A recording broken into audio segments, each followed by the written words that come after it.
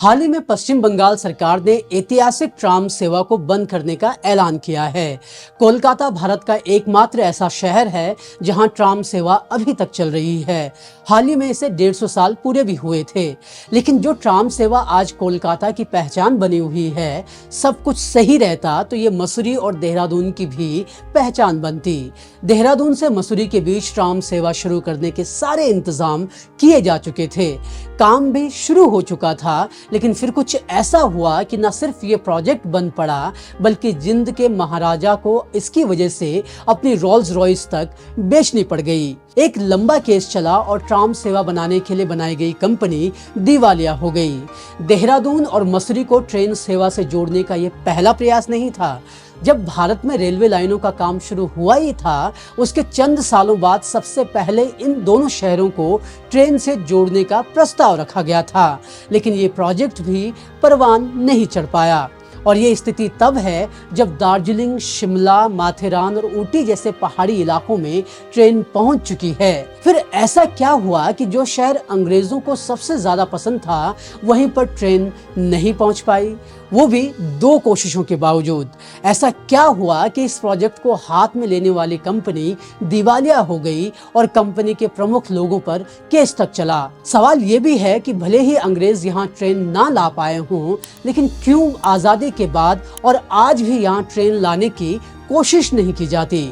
इस रिपोर्ट में देहरादून और मसूरी को रेलवे से जोड़ने के अधूरे सपने की तो बात करेंगे ही, साथ ही जानेंगे मसूरी में पहले मकान के बसने की पूरी कहानी और कौन था इस पहले मकान का मालिक। इस रिपोर्ट में आज बात करेंगे मसूरी और इसके शुरुआती दिनों की।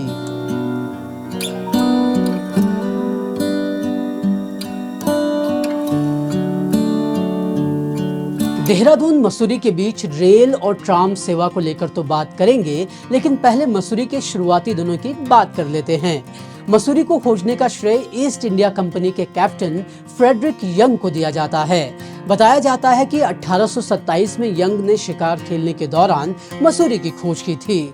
हालांकि लेखक प्रेम हरिलाल अपनी किताब the Doon valley down the ages में बताते हैं कि 1827 नहीं बल्कि 1823 में मसूरी में पहला मकान बनाया गया था। किताब के मुताबिक 1823 में शोर और उनके सैनिक कैप्टन यंग ने कैमल्स बैक वाली पहाड़ी पर एक शिकार घर बनाया था। लेखक बताते हैं कि यह मसूरी में पहला मकान था। इसके कुछ ही वक्त बाद एक छोटा सा मकान कुलड़ी पहाड़ी पर बनाया गया। जैसे जैसे मसूरी के बारे में यूरोपीय लोगों को पता चला तो वे इस तरफ आकर्षित होने लगे और 1827 में कंपनी यानी ब्रिटिश सरकार ने यहाँ पर अंग्रेज सैनिकों के लिए एक आश्रय घर भी बनाया। क्योंकि फ्रेडरिक यंग लंडोर छावनी के कमांडेंट थे, तो उन्होंने मलिंगार में अपना घर बनाया। मलिंगार या मुलिंगर आज भी इसी नाम से जाना जाता है। इसी के कुछ नीचे यहाँ पर व्हाइट पार्क फॉरेस्ट नाम से एक और घर बनाया गया, जिसे मित्र मंडली भी बुलाया जाता था, क्योंकि यहाँ पर 3 दोस्त मिलजुल कर रहा करते थे। महज 2-3 साल के अंदर मसूरी में कई मकान बन चुके थे। कई यूरोपीय यहाँ की जलवायु देखकर आकर्षित हुए, तो कुछ लोग यहाँ पर व्यापार करने के लिए पहुँच चुके थे।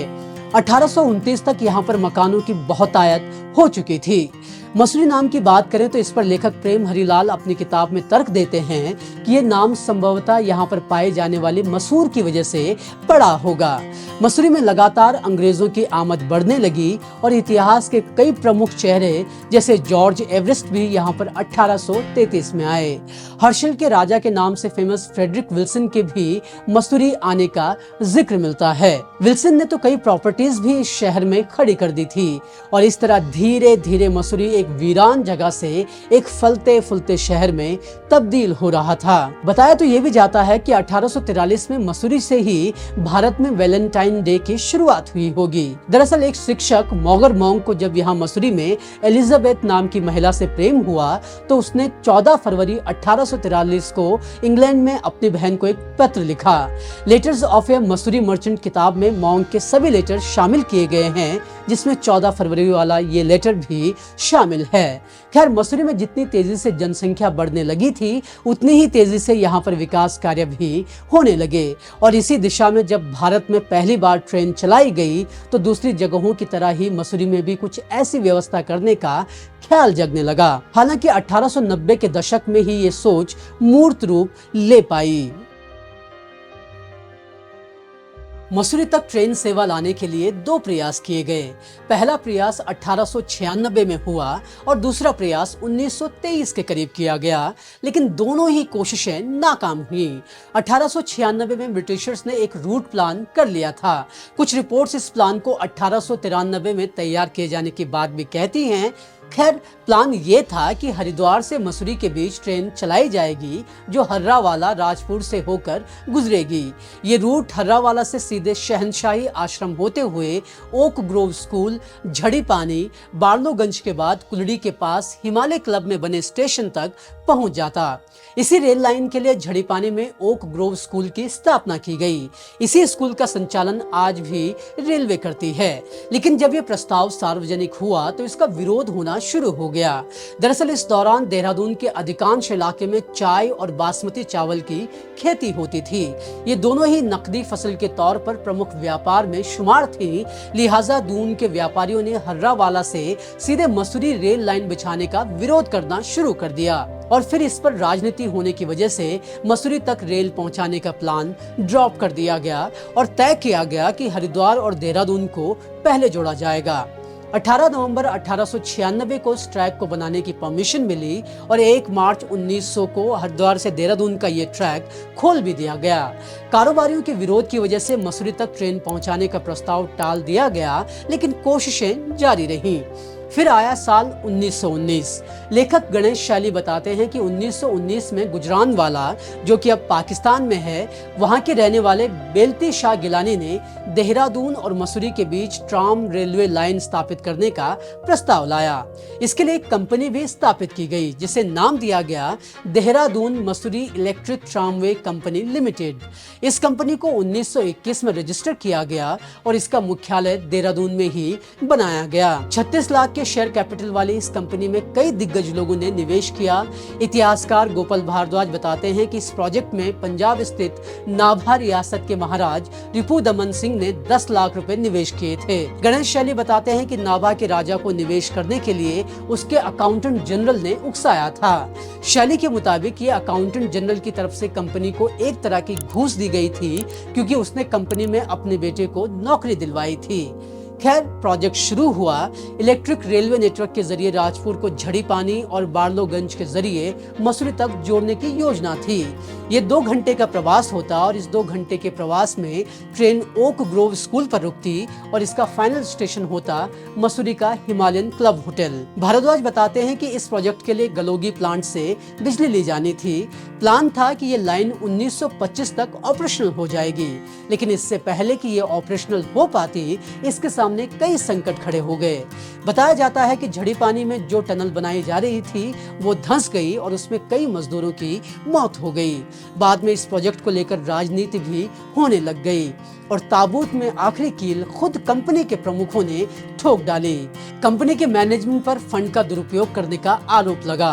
बेलती शाह गिलानी और दूसरे लोगों पर कलकत्ता और इलाहाबाद हाईकोर्ट में केस भी चले। इन केस में बेलती शाह गिलानी दोषी साबित हुए। यही वजह रही कि बाद में बेलती शाह को गिल्टी और गलती शाह गिलानी कहकर भी पुकारा जाने लगा और इस तरह दूसरी बार भी मसूरी तक रेलवे लाइन पहुंचाने का सपना पूरा नहीं हो पाया। दूसरी बार शुरू हुई इस प्रोजेक्ट के लिए काम भी शुरू हो चुका था। आज भी अधूरी सुरंगों के तौर पर इसके सबूत आपको नजर आ जाते हैं। 1923 में यह प्रोजेक्ट बंद पड़ गया और कंपनी भी बंद होने की कगार पर खड़ी हो गई। नौबत कुछ ऐसी आ गई कि जिंद के महाराजा को अपनी रोल्स रॉयस तक बेचनी पड़ गई, क्योंकि वो भी एक इन्वेस्टर थे और ये आखिरी कोशिश थी जब मसूरी तक ट्रेन पहुंचाने की कोशिश की गई। बाद में भारत आजाद होने के बाद किसी भी सरकार ने इस तरफ कभी कुछ करने की नहीं सोची। लेकिन एक सवाल जरूर उठता है कि भले ही पहले ना हुआ हो, लेकिन अब क्यों नहीं देहरादून और मसूरी को रेलवे से जोड़ा जाता है? इसका जवाब भी जान लीजिए। हेरिटेज एक्टिविस्ट लोकेश ओहरी बताते हैं कि अगर ये रेल लग जाती तो ये कम खर्च और ज्यादा वैल्यू वाला प्रोजेक्ट होता, लेकिन सवाल ये उठता है कि अब क्यों नहीं इसके लिए प्रयास किए जाते। इस पर पीडब्ल्यूडी के सुपरिटेंडेंट इंजीनियर हरिओम शर्मा ने 2018 में टाइम्स ऑफ इंडिया से बात करते हुए कहा था कि इस प्रोजेक्ट को ब्रिटिश एरा में लगाना पॉसिबल था, लेकिन अब नहीं है। वो बताते हैं कि तब से लेकर अब तक यहाँ की जनसंख्या कई गुना बढ़ चुकी है, सड़कें सिकुड़ चुकी हैं।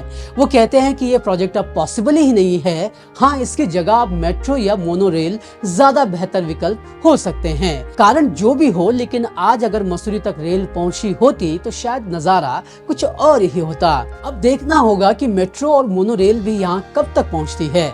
जब तक ये सरकारें सब कुछ करती हैं, तब तक आप ये रिपोर्ट देखिए, जिसमें हमने आपको बताया है कि गढ़वाल और कुमाऊं का नाम कैसे पड़ा और ये दोनों कहां से आए।